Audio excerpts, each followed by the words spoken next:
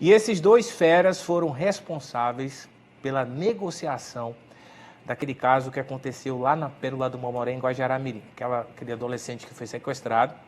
Inclusive, quando o Daniel e o William chegaram nos estúdios, nós já tivemos a informação que ontem um dos envolvidos foi executado. Essa informação é exclusiva aqui na nossa Rede TV.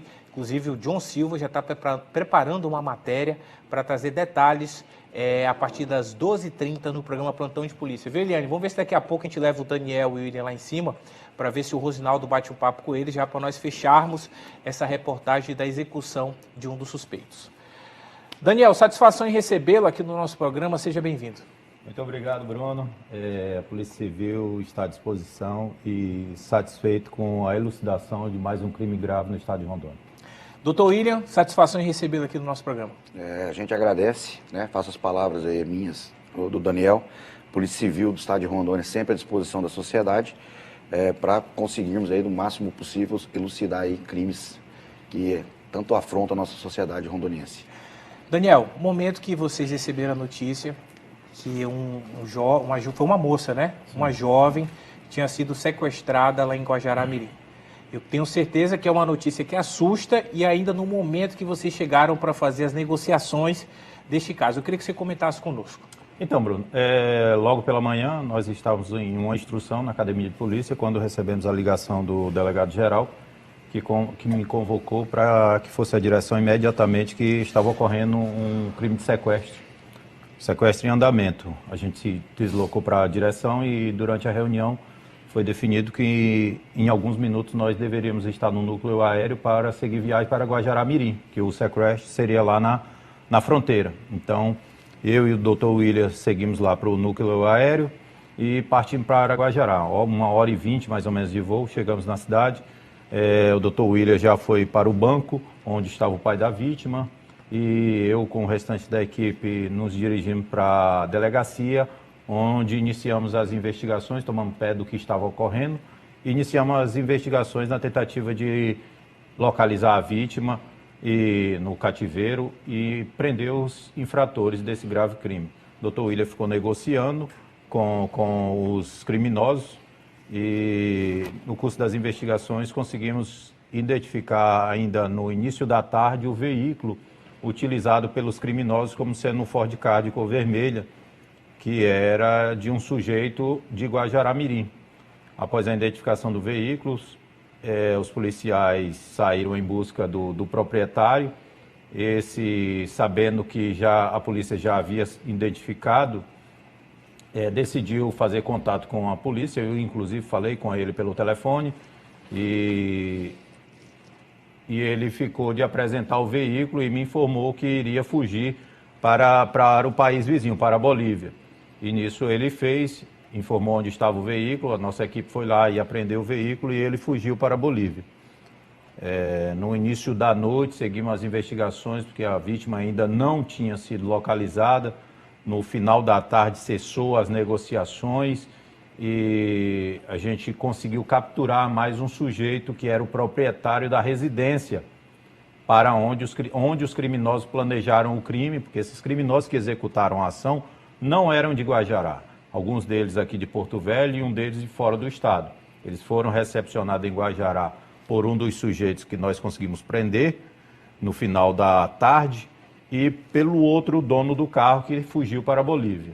Após a prisão desse outro elemento, ficamos aguardando a liberação da vítima e durante a noite recebemos uma ligação informando que a vítima estava em uma escola próxima e nossa equipe foi lá e juntamente com a Polícia Militar e resgatou essa adolescente. Esse sujeito, dono do carro que fugiu para a Bolívia, ontem pela manhã nós tivemos a informação de que ele havia sido executado do lado boliviano e jogado no rio Mamoré. Segura para mim essas imagens aí, tá, Marcelo? Não mostra agora não.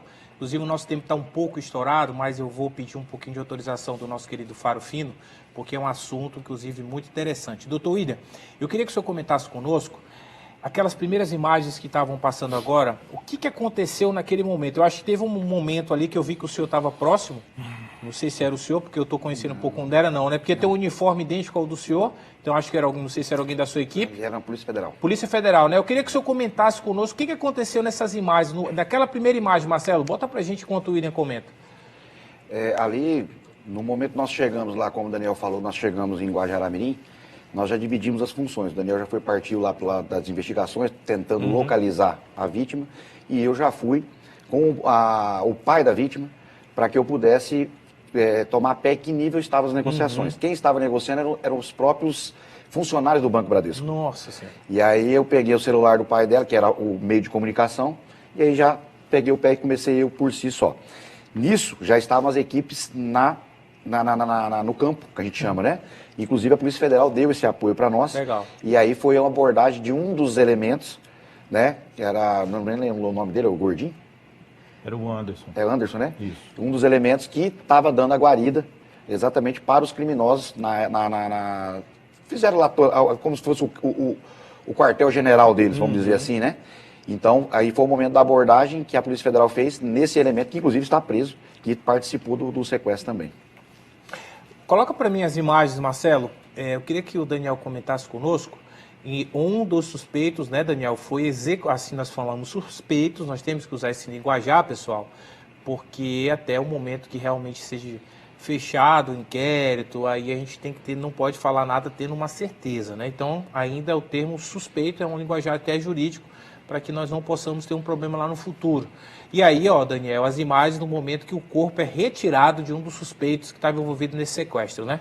Exatamente, essa aí é a imagem do resgate do corpo de um dos suspeitos.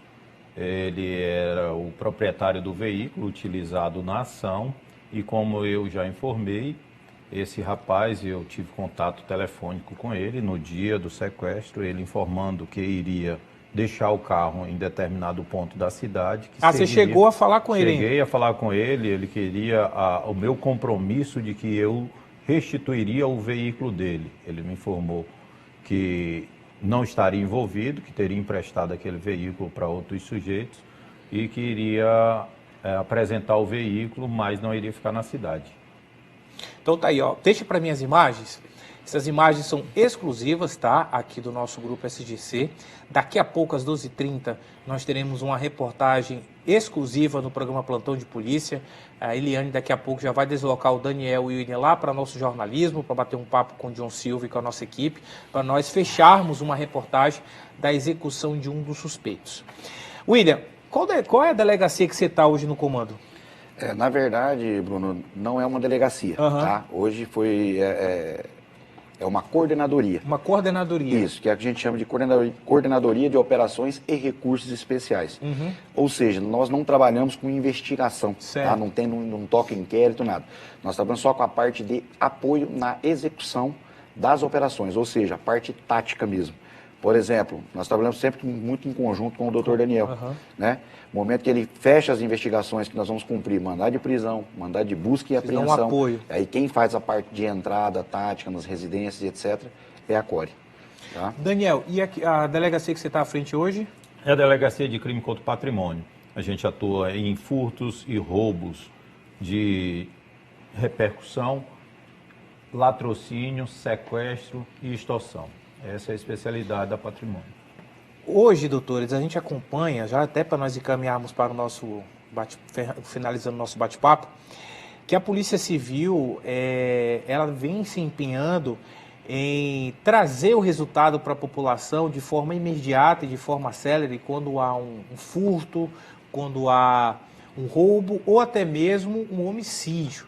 E esse caso aí que vocês acompanharam do sequestro, nós estávamos encerrando o Fala Rondônia quando nós ficamos sabendo da atual situação e foi assim de uma forma muito rápida, né? A chegada de vocês na cidade, as negociações e graças a Deus não aconteceu nada com o adolescente, nada com a família e o caso ainda está em andamento, não é à toa que ontem um dos acusados, né? Um dos suspeitos na verdade, veio a óbito.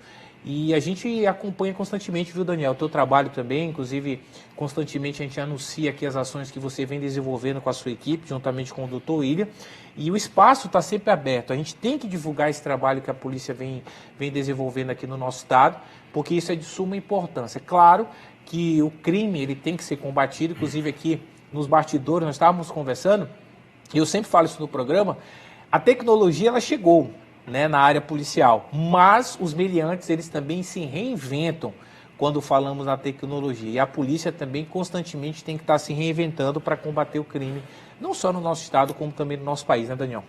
Sem dúvida, e esse caso foi um exemplo disso.